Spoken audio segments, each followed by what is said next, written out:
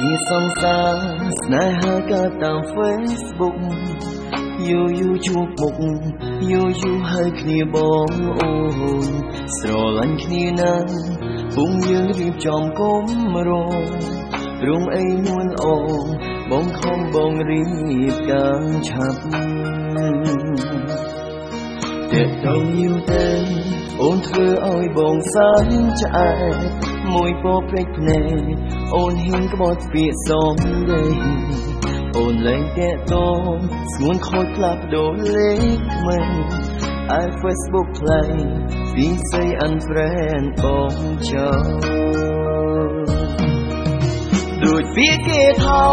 ស្នេហានៅតាម Facebook មិនអាចគិនទុំថាវាជារឿងសំខាន់គួរបើចាំក្រលៀបតែឆ្វេងភ្នែកស្ដាំត្រូវក៏ចំណាំកុំឲ្យជឿចាប់ថ្ងៃក្រោយលបបងចោលទៅកុំឲ្យសើចឃើញអូនទៀ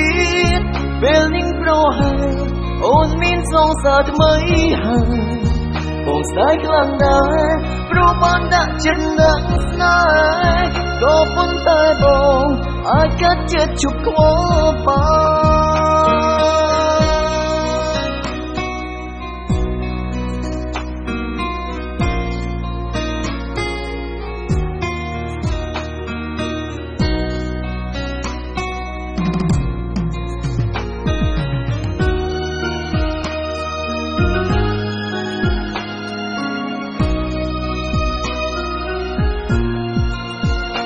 ជាសង្សារស្នេហាកើតតាម Facebook យូរជួបមុខ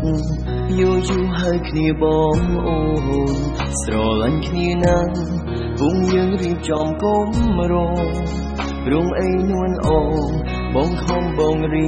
បការឆាប់តែដល់យូរទៅអូនធ្វើឲ្យបងសើចឆ្អែត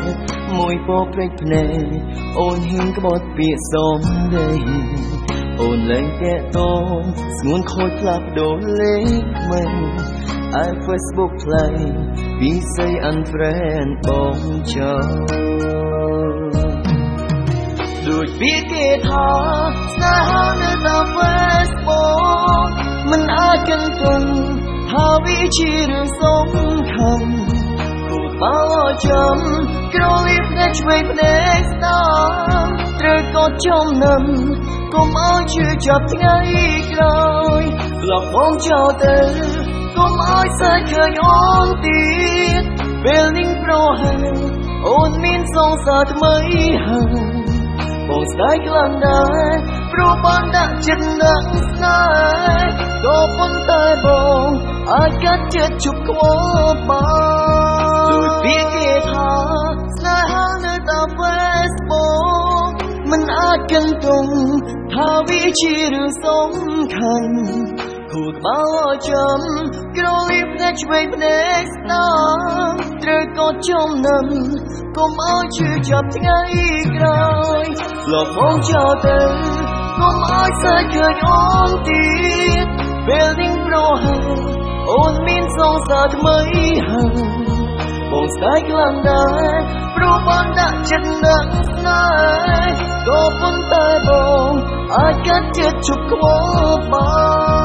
ងស្ដាយខ្លាំងដែរព្រោះបានដាក់ចិត្តនឹងស្នេហ៍ក៏ប៉ុន្តែបងអាចកាត់ចិត្តជប់ខ្វល់